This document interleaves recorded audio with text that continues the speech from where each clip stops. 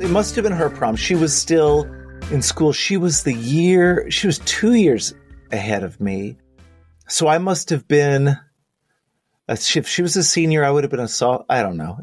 So I was a little younger, and she was still at Hockaday. I went to an all-boys school, and Lisa went to the all-girls school attached to our school. And I went out with her sister Debbie for a while, and we had a ton of friends in common.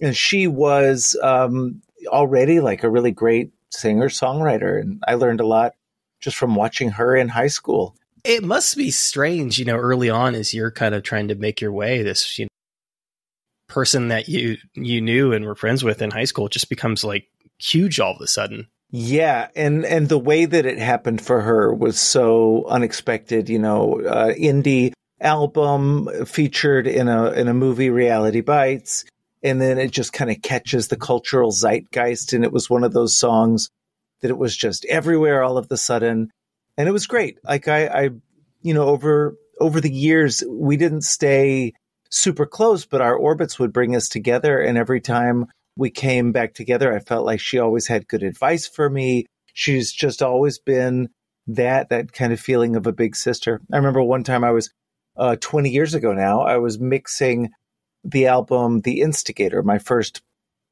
major label solo album. And she was at the mixer, Bob Clearmountain. She was at Bob's house. And she's like, "Oh my God, you're so lucky you get to work with Bob Clearmountain. I just hope you appreciate it and know that this could go away anytime. Like this, you may never get to work with Bob Clearmountain again." And it's true that we were on the brink at that moment of the recorded music industry collapsing in on itself. So it had more weight, her advice, than it would have 5 years earlier. It seems like the old 97s have had a much more, it was kind of a slower burn, right? I mean, it's been consistent, but there wasn't that instantaneous peak in the way that a lot of people had in the 90s. So the old 97s never having had like a breakthrough moment like Lisa did with Stay. It was in a way frustrating because, I felt like we were as good as anybody that was having a hit at the time. I remember we were label mates with Third Eye Blind, and our label kept, not all of them, but a few people at our label kept saying things like, "Why can't you be more like Third Eye Blind?" I'm like, I don't know. In hindsight, or at the time, did you understand what it meant to be more like Third Eye Blind? Well, there was another moment when Sylvia Rohn, the president of Elektra, said to me, "Why do you have to be so sophisticated?" And I remember thinking, like, you know what? To me, that's a good thing. And I want to be sophisticated. I want to appeal to people on a deeper level. I want songs to work on multiple levels. I want to make records that bear repeated listening.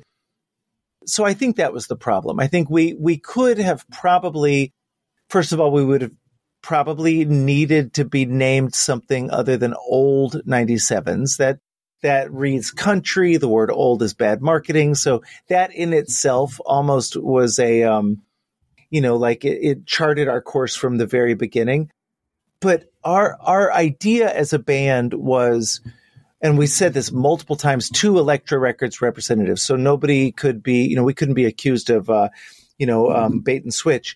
We said, we don't really care about having hits. We want to make a catalog. We want to be able to have a career as a band. We care about longevity more than we care about, charting. And that wound up really being the thing that happened, weirdly. Like stuff like that, to me, it seems like that almost never comes true.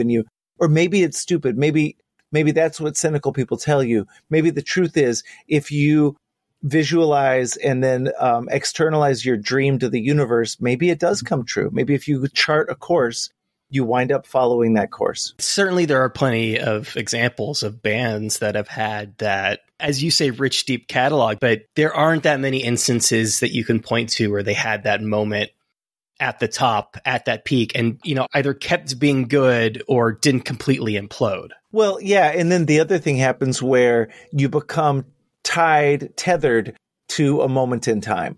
And so I've got all these friends that are in bands that had a hit in the 90s. And now when they go out on tour, a lot of the time it's on a tour that's called like Summer of Fun, the 90s summer hits of the 90s. And they'll go do a show where most of their show is people waiting to hear a song. And then at the end, they'll play that song and everybody goes, oh, great, they played that song. And there's nothing inherently wrong with that. And it's very sweet. Nostalgia is important, I think, because it's part of, the memories that make up our lives. But at the same time, I'm glad that we don't, people use us as nostalgia, but we will play songs from the last, 10 years, 5 years even, and people will still get excited about those songs and sing along to those songs. So it's as if we never stop being relevant after having peaked out. It's interesting to hear you say that the name, I think the way you put it, was it Red Country? Because, obviously, there has been a vein of country through a lot of what the old 97s has done. In the 90s, especially, when everything was really, when genres were really walled off in a way that they aren't necessarily these days, was being a country band or an alt country band a liability? It's funny. When we started, we didn't know, there was no such thing as alt country. There was Uncle Tupelo had made albums and Wilco had just put out one record. And so this Americana sounding thing was only referred to in those kind of terms. Oh, it sounds like Americana. It's got elements of country. I used to tell people it kind of sounds like Tom Petty, right? I remember when Rod Bleetstein at Cashbox or one of those radio publications, I knew him and we were at an event together. He goes, yeah, I just came up with a new name for it. It's called alt country. Little did I know when he said that was going to be like what I did for the rest of my life. And now it's a punchline. So now when people come over to my house or my kids' friends or whatever, I'll go, oh yeah, this is what alt country will get you. This is the house alt country built. To me, it felt reductive and it felt deceptive because sure, we started off wanting to be like Johnny Cash meets the Clash was sort of the mission statement in the very beginning. And then we all kind of got obsessed with different things. Murray wanted more Carter Family and I wanted more Belle and Sebastian. And then it became the thing where the band does tug of war bouts between each album. And then you wind up with whatever the next record is. And it's a little more something, a little less something.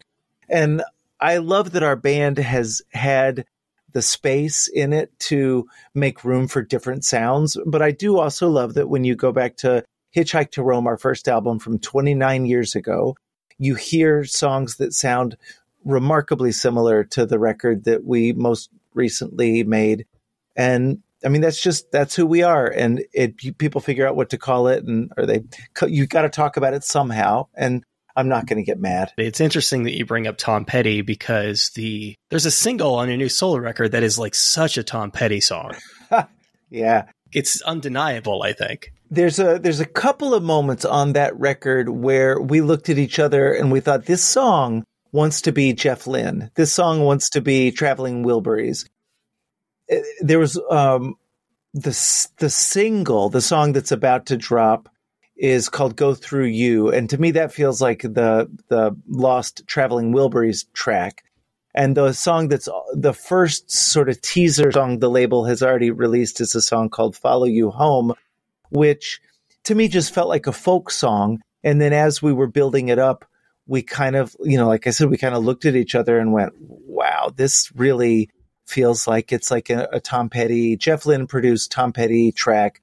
And so Sam Cohen, the producer, encouraged me. He goes, when you sing this, try and sing it lazy, because that's a very Tom Petty thing. And for me, like even right now talking to you, like I am impatient. Like it's not an attractive part of my personality as a musician or as a human. Like I'm always ahead of the beat. When I play music with people, I'm always moving faster than the drummer, than the rhythm section. You mean it literally in that sense? I mean it in every sense. So like literally musically, and also just in my life, I'm always trying to go, go, go. And I'm trying to slow down. And it's like, it's something that I'm trying to learn. And so when Sam challenged me to slow down on that song, so if you hear the song Follow You Home, you'll hear like the strumming happens and I'll sing, 1, and I felt so broke up. And it's all happening very behind the beat. And it was a revelation for me to be able to sing like that. I thought, I want to live like that. So it's hopefully I'm learning, I'm trying. We spoke backstage at City Winery in New York City years and years ago. The conversation ended up being mostly about 9/11 and your experiences here. And obviously there's this sort of like new prolonged collective trauma that we've all been dealing with over the past 2.5 years, wherein you really don't have an option but to slow down. Yeah. It's funny. I've got a friend visiting me, one of my oldest friends is here. And we were just talking about the last couple of years. And it's the kind of thing where we haven't been dealing with it in my house. We're so happy to have moved on. And I've got a kid going off to college in 2 weeks and a daughter who's in the chaos of high school herself. And I'm back on tour, which is crazy. And so it was funny with my friend Walker, who's visiting, to get to just sit down and talk through the last couple of years and process it, because that's the thing I felt like I haven't done much. And, when I wrote about 9/11 and the times that I do talk about it with friends, which honestly was not as much as you would think. It's not something that you like necessarily want to bring up in every casual conversation. And there was a period when you had to, and I've been thinking about this a lot too, with regard to talking to friends, to, like seeing like coworkers after a long time, to like going on dates, somebody I'm meeting for the first time. And it's invariable that this conversation is going to come around the pandemic because it's what we've all been collectively dealing with. There are times when you want to have a good time and not wallow in it. Yeah.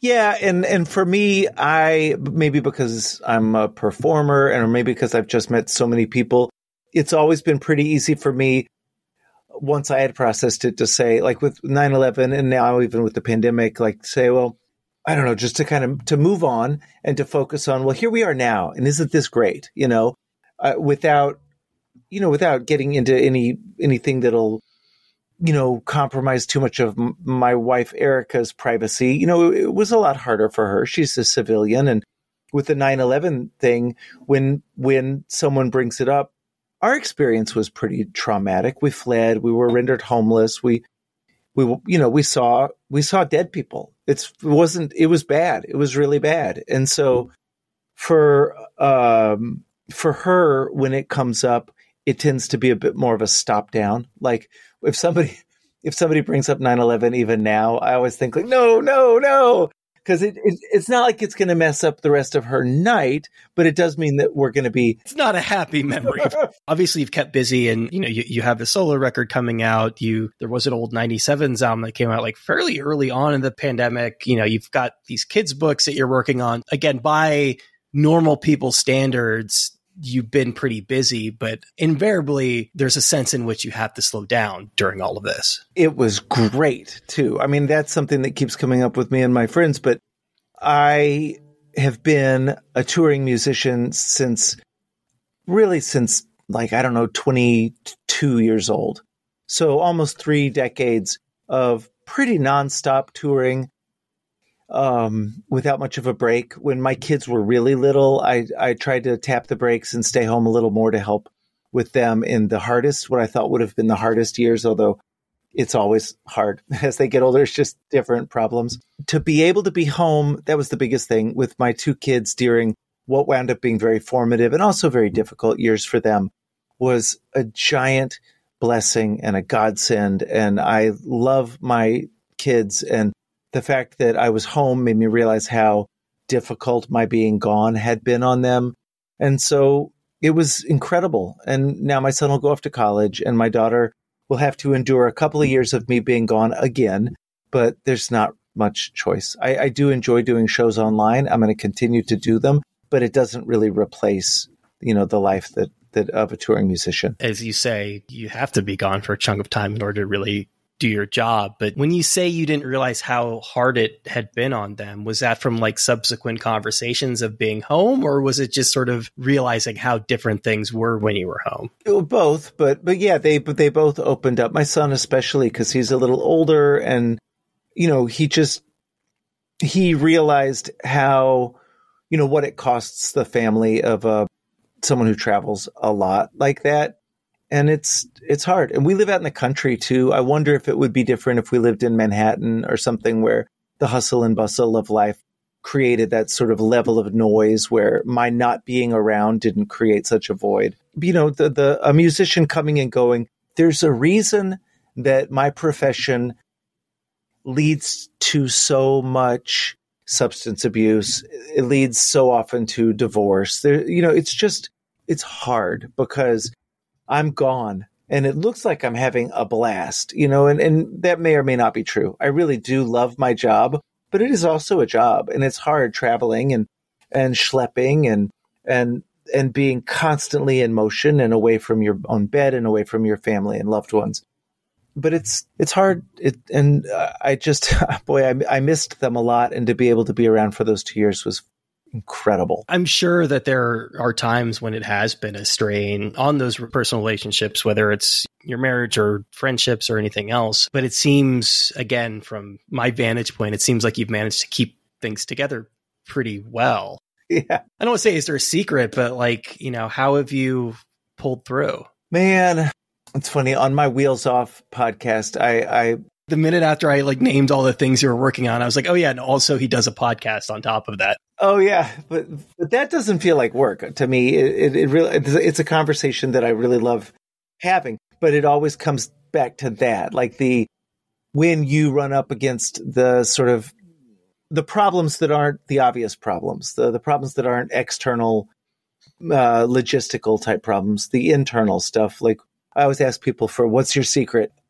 For me, I think the main thing is shine a light on it. Like when things are hard, it's way better to get through those hard times if you look at them rather than ignore them. Like if your marriage is struggling, go to therapy, you know, go to couples counseling. If you are having a beef with somebody, talk to them, you know, like a bandmate, for instance, but it's like, it's a lot better to address it as soon as you realize it's a problem. Address it then. Go walk right up to it and try and open your heart and hear them. God, one thing that a couple of years ago, I heard somebody say it, and it has been a giant transformative little piece of advice. It's this: when somebody says something to you that bothers you or hurts you, or that you think your immediate reaction is to think that you can't believe how wrong this person is, to think, what if they're right? You know, what if their criticism has some truth to it? And it's been really transformative to me because it sort of opens up a conversation, not just with them, but within myself of like, what ownership could I take to this situation right now? And that's been pretty great. It seems obvious in hindsight, but that I've really learned over the years is also trying to understand what they've been through that day or week or early, you know, all the things that they're carrying and all the things that led them to that moment. I asked my kids a couple of years ago to sit down and watch with me. Someone had made an animated version, and I recommend it to anyone, especially a parent, I guess, but anyone, of David Foster Wallace's commencement address at Kenyon University. It's called "What Is Water?" I think is how you can find it. Search that. It's so beautiful. It's so heartbreakingly beautiful, and that's the gist of it. It's the person behind you that's riding your ass on the freeway, or the person that's in front of you going too slow at the supermarket. Like you don't know what they're going through, and it's just the best advice. You can also still acknowledge that there are bad people in the world who are actively doing bad things. I could be wrong, but I do feel that as important as empathy is, that perhaps it does have its limits. Sure. Yeah. And most of us never test those limits. You know, most of us are too quick to just assume that the other person really is an idiot or a jerk or whatever. But yeah, for sure, there's bad people out there, sadly. These conversations you're having, you're able to have this openness that you have, this mindfulness that you have with the relationships in your life. Again, whether it's your bands or your family, that's not something that comes naturally. I mean, that's not something that when you're, you know, in your early 20s, just starting this band, that you're necessarily able to tap into. Oh my God, no. And when I was young, and I don't know if this is universal, but when I was young, oh my God, I loved the sound of my own voice, and I loved to tell everybody what to do. And I can't even believe that my bandmates put up with it as long as they did. And they explained to me in kind and unkind terms over the years that they did not need me telling them what to do, but I was pretty sure they did. And it just took me a long time to just learn to listen, to learn to sit back and let the game come to me, just to let it happen. And even if that means letting people make mistakes, and that's something that's been really useful as a parent as well. Let them make mistakes. That's how they're going to learn. You were describing the process of producing this album. I think Sam Cohen, right? You were working with. And it sounds like a lot of the process for you was really giving up control, taking your songs to him and then just letting him take them in directions that you wouldn't necessarily have gone in without him. And there's a difference between giving up control and being open to another person. And when I made The Believer with George Drakoulias years ago, he's incredible. Speaking of Tom Petty, he worked on a bunch of the really great Tom Petty stuff, Wildflowers, etc. Drakoulias is a brilliant guy. He's incredibly opinionated and ornery and strong-willed and pushy. But that's who he is. That's what he does. That's how he makes records. So with that record, I was definitely getting bossed around, which sounds bad, but I mean, that's sort of the job of a producer of that ilk. He wouldn't let me play guitar on my own record. And I remember just feeling it felt bad. I felt like, what are you doing? Why are you hamstringing me like this on this new record with Sam? And it wound up being great. And he and I are still friends. And I love the way that record turned out, but it was difficult. Like, I really had to let someone take control, and I had to just be, one of the paints in their box of paints. But with Sam, he and I came into it early on with this. We made a conscious decision that we would be collaborators, like the ultimate kind of collaborators. And the model that we wanted to use, and sonically it didn't end up sounding like these records, but the Bowie Eno collaborations of the Berlin years. The Berlin trilogy, yeah. Yeah. So I really loved the idea that I would come in with song starters, pieces of songs. I would let him, because I respect Sam as much as anybody I've ever worked with. He's so brilliant. The way he approaches music as architecture, the way that he creates on the fly these giant soundscapes. So I wanted to utilize him, and I wanted to let him use me for what I'm good at, which is, like, I can write lyrics right now. Like, I will sit down, I will feel what you're making, and I will build a word picture, and I can help you with melodies. And the two of us together made this thing happen so fast. Sam plays every instrument, including the acoustic guitar. So the idea that I'm not playing any acoustic guitar on my album this time around wasn't someone pointing at me and saying, you look like you're going to break it every time you touch it. Don't stay off the acoustic, which is what Drakoulias said. Or Sam saying, let me do the music. I'll do that. And then you and I can write the songs and you sing them, and we can make up these melodies together, and you can make the words. And it just felt like two people melding the best parts of, their own skill set to make this one larger entity. And that's what made the record. And that felt incredible. That's what felt like magic to me. You have to let people make mistakes, and you have to accept that these ideas as they're forming in your head are, like, regardless of the situation, are not going to be the same, when you put them down on paper, when you put them down on record. But was handing off that level of the creative process scary or difficult? Yeah, it was, because you don't know what you're going to get. And we were working pretty quickly, the economics of the way this kind of record is done, nobody's making a ton of money. ATO's a good label. ATO's got some money, and they were willing to pay, but it wasn't like The Believer. That album cost over $300,000 to make. That's insane. And that was the very end of that business model. And you can see, just in that one fact alone, you can see why the business model was untenable, right? So The Believer, a record made for, whatever, a tenth of that, was a record we by necessity had to make kind of quickly.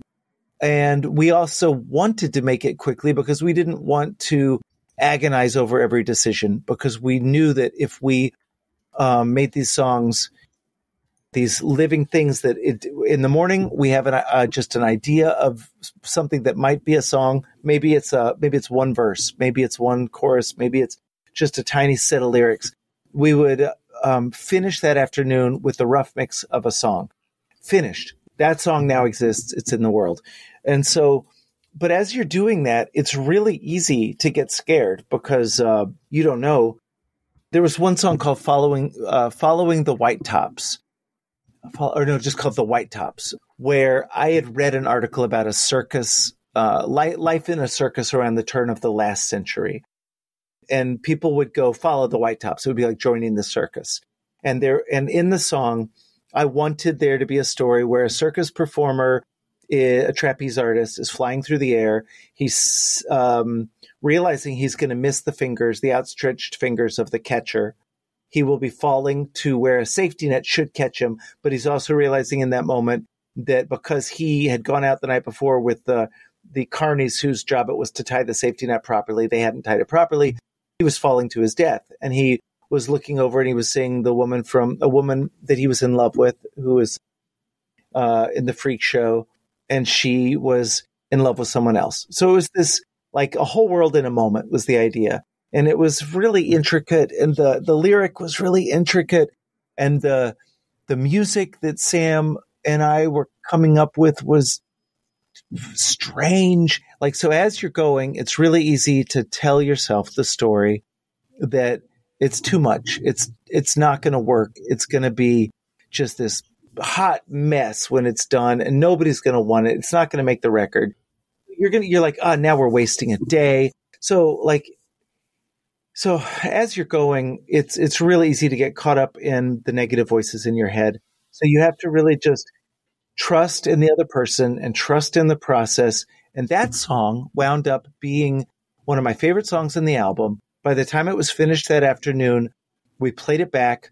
I cried literal tears listening to it because the journey just throughout the 6 or 7 hours leading up to that moment of it being finished was so hard and fraught. And the story was so alive when it was done. Like, I really felt like I was in the mind of the narrator, and whatever. It was proof of concept. Like, if we had ever needed it to know that this thing that we could do, the two of us making music like that, would work, it was that moment. It was so beautiful. It's interesting to hear you describe effectively like the day or the 6 hours that you were doing that as being that intense, because I mean, that's an incredibly truncated timeline, versus I assume what it usually takes you to write a song.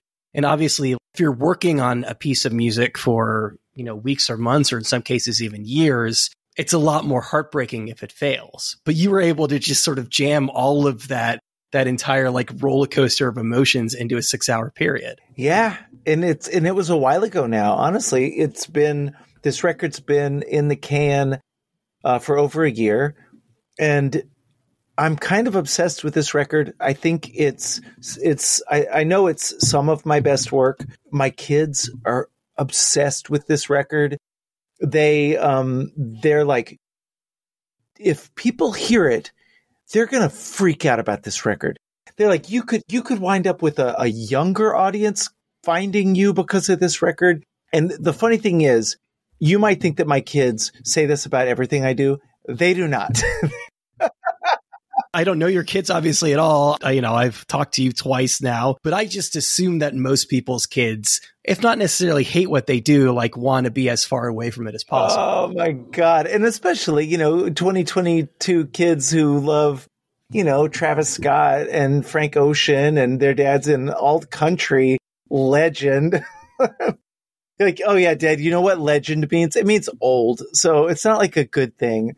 They love to roast me. And by the way, when I just now called myself a legend, I was being ironic. I don't think anybody would mistake that for false modesty. Okay, thanks.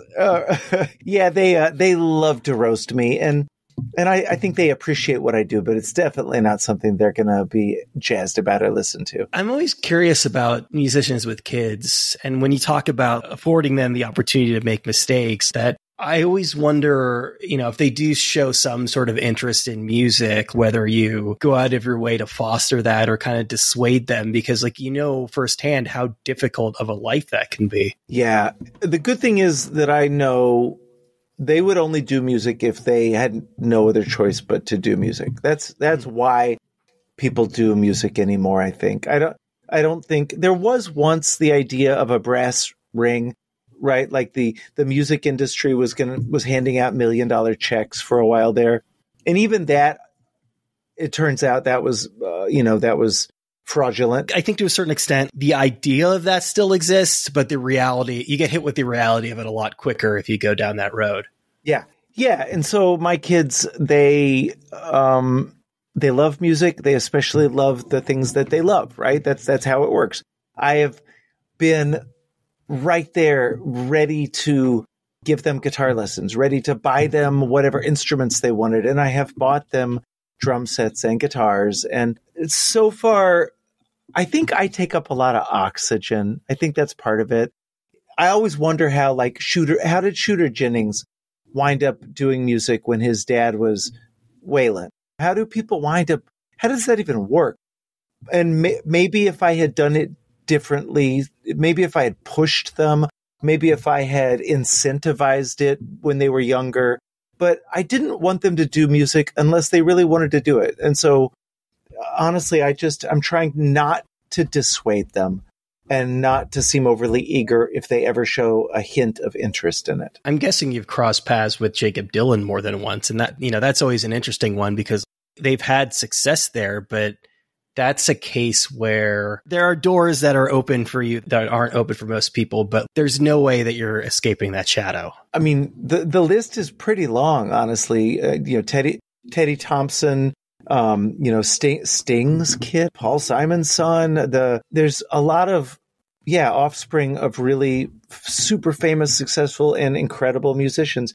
Jacob, I think he came out of his dad's shadow, obviously. He just seems so laid back. Like to me, when I've interacted with him, he is happy to be himself, and he's happy to have the success he's had, but he's not freaking out about it. He's not trying to prove. That's, I think, the danger is when you have to prove that you aren't your parents' child, like you're your own. I don't know. It seems really hard to me. Like, but that's not just even with music. I children of writers, children of actors, children of the family business. It's hard to go into if your parent. I know a chef whose dad opened up this incredible barbecue place, and they've had to sort of live up to we all have to live up to or live down whatever our parents foisted upon us. That's why the psychiatrists stay in business. What's interesting though is, looking at, again, these myriad things that you do, both inside and outside of music, is that you don't seem like somebody, even at this point in your career, somebody who's been doing this for a long time, that is scared to try not just new things musically, as we discussed before, but to start a podcast or to write a kid's book. Yeah, I have to keep hustling. I have to keep swimming like a shark, or else I'll perish. I just love it. You mean that financially or creatively? In a way, both. Honestly, that's another of the, maybe I'm just looking for silver linings, but never having had any real breakthrough success. One of the really great things about that is it keeps me driven. It keeps me hungry. I have to keep working to feed my kids and pay my mortgage. But I kind of like that. I kind of like that I have never been offered the what must be an incredible temptation to just stop. Like that's never been an option. I can't just stop and retire and go just live off, sit on a pile of money. But I love what I do, and I love working. And coming up with new ideas to do different things is, I just want to keep going. I want to keep doing it as long as I can. There's other things I haven't done. I've never written a novel. I've never really acted. I've gotten to do a little bit of that lately. That hasn't come out yet, and I'm not allowed to talk about it beyond that. But that's so super fun. I can see why people enjoy acting. It's so like all this stuff. It's just fun. It's part of being alive, right? Obviously, you could give me a much longer list of things that you haven't done, but it sounds like you're singling those things out because those are things that you potentially do want to do. Yeah, of course. My dream of writing a novel started when I was, 6 years old, and has never been, that itch has never been scratched, but that's hanging out there for sure. You described the Whitecap song, and I thought at very least like you're effectively jamming a short story into a song. And I've written some short stories, and I don't think I'm great at it. You can't be great at anything until you do it and do it. Is that a completely different part of your brain when it comes to writing versus songwriting? You know what's funny? It feels completely different when you start doing it, but as you get into it, you realize, oh, well, it's similar muscles, but it's on a different scale, right? So if I write a song, I can sit down and in a half an hour, I've written a song on an acoustic guitar. It wasn't there. Now it's there. So for a short story, as I'm going, it's a similar thing. Like I'm trying to figure out the order of the words, and then what's the next word? What notes am I going to hit? Which obviously in a short story that's metaphorical, but you are hitting notes. You're hitting like emotional notes. And so as I've worked on longer form prose and longer form fiction and short stories, I've realized that there is some overlap. Some of the credits that I've accrued by writing hundreds or thousands of songs will apply. You can transfer schools and exactly maintain some of that. It's so funny when you talk about the Berlin trilogy, the first thing that like jumps to my mind are the oblique strategy cards. Either literally or metaphorically, is that something that has played a role in the way you make music? So I've never had a set of oblique strategy cards. I've seen them at recording studios and I've flipped through them, but I've never actively used them. But I really love the idea of when you run into a brick wall with something you're working on, change it. Go like Bob Dylan had a great quote about when he's writing a song and he runs up and it peters out. If he's working on guitar, he'll switch to piano. I mean, he did have the luxury of being able to play both of those instruments. Yeah, and probably endless time in the studio and all the other things that come with being Bob Dylan. Yeah. So, Dan Wilson, formerly of Semisonic, now he's like one of the great sort of co-writers. Yeah, and he has been on the show. Oh, great. So, yeah, Dan's incredible. And he's so thoughtful. And the way he thinks about stuff is so useful. And he has a set of cards that are like the oblique strategy cards, which he promised to send me, and I still never got them. But you know what? Now that you bring that up, I think I need to have those right here in my office at home. The connection only dawned on me recently. I have a friend who's really into tarot, and the thing, I don't know if you know the tarot at all, but the thing that people will tell you is that it's not fortune telling. It took me a while to sort of wrap my brain around what that meant and why that was important. But I think it's similar to the oblique strategy cards in that it is providing you sort of some kind of prompt and then you sort of trying to mold your brain around it. Yeah. I mean, we all know the answer, right? We know what are we grappling with? What is our heart telling us? Like these are the questions and the answers that we think are coming to us externally. They're all being drawn out. When you have an epiphany listening to a song, it's not like the song is carrying that epiphany around and then bestowing it on you. The song is eliciting that. It's drawing it. It's finding it inside of you and pulling it out. It seems right on the face of it. There are certainly points when it feels like, that when we don't know the answers or the questions.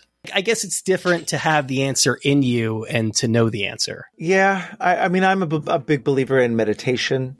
I'm a huge believer in instinct and the power of instinct. And I think if artists have any kind of a superpower that isn't, utilized as much, or maybe in the arsenal of non-artists, it's that we're constantly having to trust our instincts, to listen to them, follow them, not second guess them, because you just have to keep moving, right? What's the next word? What's the next note? What's the next, where do I stop? Where does it move to the next section? Like, all it is questions. All it is blank pages waiting to be filled. And so, we're just grabbing things and throwing them down. And we have to trust that those things, can be turned into something beautiful. And I certainly believe that. For you, though, is it spiritual or is it scientific? One of my quotes on my senior page was from a book of there's a magical realist writer, Miguel de Unamuno, a Mexican writer. And the line was, never study medicine, she told Augusto. It's best not to know what goes on inside. So for me, science is spirituality. How does a flower go from being a seed to being a poem? So you could explain that vis-a-vis photosynthesis and nutrient, delivery and et cetera. Or you could write a song, or you could make a poem. And for me, there's no real difference between science and spirituality because I don't really want to know what they call science. Like I'll take the flower. Thank you. That's great. That's all I need. I consider myself a pragmatist generally. And certainly as I write for a living and, obviously I do some podcasting too, but I tend to think of things very verbally. I tend to think that there's nothing that I wouldn't, given sort of the long enough timeline that you wouldn't be able to express in text. But the thing I've had to figure out, and I think part of the reason why I didn't immediately take to poetry and why it took me a long time to sort of take to, impressionistic paintings is at a certain point you realize that there just aren't words for some things. Yeah, that's scary. That's the tricky part. And I think there's a nobility in knowing that and continuing the search. Right. I think, yeah, to me, there's something noble about knowing that there are no answers. There's no why, but I'm just going to keep asking. I'm going to keep trying. I'm going to keep finding and trying things on. And I think that's kind of beautiful. I think that's right. I think it's a combination, right? I think it's like continuing to believe that you will be able to explain these things, but also realizing that there are, because of, I don't know if it's just the way we're wired, but that there are shortcuts and that metaphor and that symbolism in poetry or in paintings are those shortcuts to understanding deeper ideas. Yeah. I mean, thank God for analogs, right? Because it lets us understand the things that we've never experienced, that we may never experience. And yeah, but also there's the things that you can't give voice to. I think you can build up enough details. You can build up enough signs to point from different directions that you can. Oh my God, this is tough. Where you can find it, where you can. There's a place. There's a black hole in the middle of where I've put all these signs, and if you just read all these. Follow all these directions. You can find yourself in the middle. I can't tell you what's there, but that's what I'm talking about. That's the beautiful thing. Defining negative space. Sure. With the things that are around it. Obviously, you are a very verbal person. You're a social person. You have a podcast. You've learned to break some of these complex ideas down into song. What's the process like of writing a children's book? Because that is, talk about having to use really sparse language to sort of tackle some really big ideas. Yeah, it's a whole different thing, but it's funny. Sometimes I feel like my job is people pleasing. Like I'm trying to give people like good feelings while they drink beers in nightclubs, or when I was writing the first batch of kids poems for the first kids book, which was all standalone poems, I was trying to make my kids want to stay on the phone with me while I was on tour. They were little back then. And so I would trick them. I'd say, okay, I wrote another poem today and I'm going to need you guys to help me. I need to read it to you and you need to tell me what's good about it, what's bad about it. Maybe you can help me workshop it a little bit. And they'd be like, oh, they would relish the opportunity to, like, you know, to critique something that I had done. And, you know, and so it's boy, in my more cynical moments, I think that what I do is a lot of manipulation, a lot of people pleasing, a lot of sleight of hand and trickery. But it really comes from a place of love, and it's driven by trying to find connections between people, trying to find meaning in a world that can be kind of brutal sometimes. So, like in this little kid, in the second kids book, the initial impulse was, well, people really like that first kids book. I should write another kids book. And then it was like, but what the hell am I going to write about? And I started thinking about how much I love my siblings. And then I thought about how when I was little, I thought I hated them at times. And that's a funny push-pull. And I thought that it would offer like a really beautiful opportunity for a really beautiful moment, but I didn't know what that moment would be. And so the only way I could figure it out was by writing, you know, this really intricate rhyme scheme on and on, page after page. You know, people have names, and my name is James. I'm a regular 10-year-old kid. I always thought I was nice, but I'm not. I feel bad about this thing that I did. So like right off the bat, this kid is talking about his feelings. And I thought, okay, well, there's something in that. And we're going to plumb this kid's feelings. And so page after page, some literal plumbing involved. And then when I got to the end, I didn't know how it was going to end. When I get to the end, and this is a spoiler alert, but it's a kid's book, so deal with it, people. They have not listened 50 minutes into this podcast. And not really, yeah. So at the end of the book, as I was writing it, I get to the point where I knew he was going to decide to keep his little brother and not give in to the temptation to trade him in to the magical baby changing station for guitars or a chemistry set or whatever. He was going to keep his baby brother. And so, but I got to this line at the end where they're walking out of the restroom at the pizza place. He's going to go back to his parents' table, having decided to keep his brother. And it dawned on me that his brother was going to say his very first word, and that his first word was going to be his big brother's name. And when I wrote that, it was similar to the moment where I listened back for the first time to Following the White Tops, where where this thing that I ostensibly had created came at me like I was its first audience, and it made me cry. Like I'm having a moment where I'm like, oh my God, who did this? This is great. This is like blowing my mind. I'm like having a real emotional response to this thing that theoretically I had just created and should have already been immune to because I was its creator. That to me feels like magic. There are moments at least where we do have to trade our loved ones for guitars. It's just a necessary part of life, right? Yeah, it's true. I'm going to be going back on tour mid-September, trading them in once again. Sorry, guys.